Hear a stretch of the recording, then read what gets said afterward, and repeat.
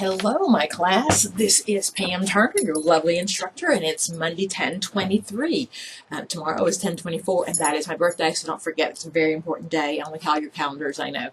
I'm just going to give you an update on things that are going on in class this week. First of all, Test 3 did open today, so be sure that you are aware of that. Test 3 opened today, and it closes on 10/26, so be sure that you get those answers in. I will not accept any late tests. What is it open today? 10/23 and closes 10/26. That is on Chapter 3. Just a little bit of talk about last week's discussion post, the one that was due 10/15, was on breast cancer. And because this is Breast Cancer Awareness Month, I'd like to just touch a little bit more on that. Most of you did really, really good on the post. I'm just going to read some of the answers there. Let me get there. And the question was about breast cancer and breast cancer awareness. And I just saw some really, really good answers there. I was very proud of you guys.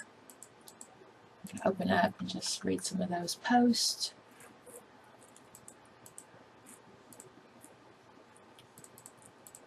Rochelle, you talked about statistics. 1 in 8 women will develop invasive breast cancer over her lifetime, and over 252,000 new cases are expected to happen this year alone.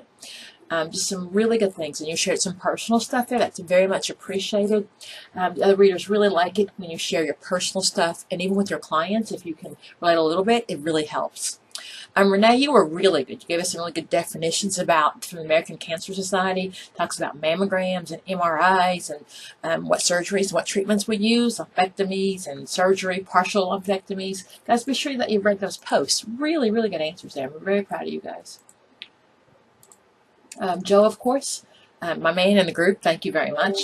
And men also do get breast cancer as well, but as we talk about it mainly, we talk about it in women.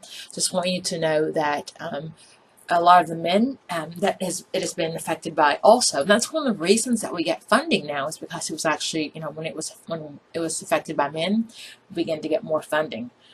So I really appreciate that. Lisa also talked about it. You guys did a really good job. Just going to give you a few more statistics on some breast cancer. I didn't see where any of you kind of talked about the fact that it's higher in minorities than it is in women not of color. And we don't think that it's any different. It has more to do with the treatment. That women of color, black and brown women, tend to go to doctors later. Sometimes that is socioeconomic, based on poverty, and sometimes it's just based on a lack of trust of doctors. Many times black and brown women just have a history of not trusting doctors. We can talk more about that, just in general about the lack of trust. If you look at like the Tuskegee Research Institute and I can't remember the book, the woman who her eggs were harvested without her permission. So there's some distrust sometimes in the brown and black demographics of our society. But there are lots of free mammograms, and especially again in October when it is screening month. All of you posted, most of you posted that earlier you catch it, the better.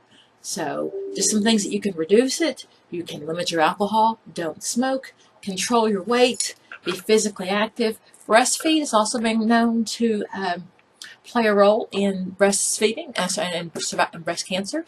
And the longer you breastfeed, the less chances you are of getting breast cancer. Also, limiting your dose and duration of hormone therapy. I have a couple of friends who are my age who are actually going into the menopause area and are concerned about adding any of the extra hormones because that seems to increase your risk of breast cancer as well. And avoid exposure to radiation and environmental pollution. I don't know if many of you know, but certainly in Chattanooga back in the 70s, it was the dirtiest city in the United States. And a lot of that was pollution in the air and in the water. We still have a higher rate of actually small birth babies, and some believe that tied into the area of the environmental pollution that we have in Chattanooga area especially. If you've ever been to Renaissance Park, I'm not sure how familiar you are with Chattanooga. That is the hill that people slide down, and on the hill it used to be a landfill, and they've covered it with dirt, and it's really pretty now. I believe it's across the street from where the factories used to be. I'm not from this area, but I'm pretty sure. The dandelions are about this big. The ones you blow and they've come over and we're only about this big. Well, they're about this big up there. So I'm pretty sure there's something in that ground that probably shouldn't be there. So I try to limit the time that my children play on that. And also, if you fish anywhere in the area, most of the signs say be careful about the fishing, how much fish you eat, because of the mercury and the other ingredients in the water. So in our area in particular, we think there is a higher level of some environmental population. And if you want to do some more research on that, feel free, and be sure you share with the class. It's just pretty exciting of what happens in our area. But again, you guys did a really good job on those posts. Your chapter test does open. Chapter 3 is open. Also, our next 2 questions are open as well. Let me pull those up for you. Those are on, let's see here, chapter 10 and 11. Those are actually due tomorrow by midnight. They've been up for a while, and I may not have the dates on there, but they're due tomorrow by midnight. The post 10, which is on the stages of love. Very interesting. I like those. They always end in termination, though. I don't know if I like that. Can we not live happily ever after? Is that fairy tale that I keep looking for? The stages are attraction, infatuation, appreciation, habituation, expectation, disappointment, threshold, verification, termination. And as you comment on those, be sure that you give me some examples so I know that you really understand what it means. And somebody please tell me that it doesn't always terminate. Isn't there any happily ever after everywhere? There's more to that, so be sure that you read that, guys. Also, our next post on post 11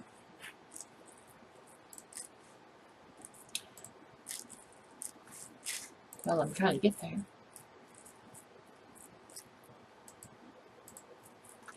Post 11 is on the concept of codependency. I touched on that a bit last week. Codependency really looks at those very dysfunctional relationships. So it's not a planned, it's not a mistake that I have chapter 11 with chapter 10 on the issues and the steps of love and the issues of codependency to talk about what an unhealthy relationship looks like. So obviously, if you've got great answers to those questions, I'll be giving you some feedback, but I really appreciate the answers you've gotten. Really good reading. Really good job, guys. Really, really good job. Thanks very much, and you'll do well on the test. I will talk to you next Monday. Feel free to email me, to like the station on YouTube if you like social media in the classroom, and also just to blog it if you have any questions about the class. Have a great, great day.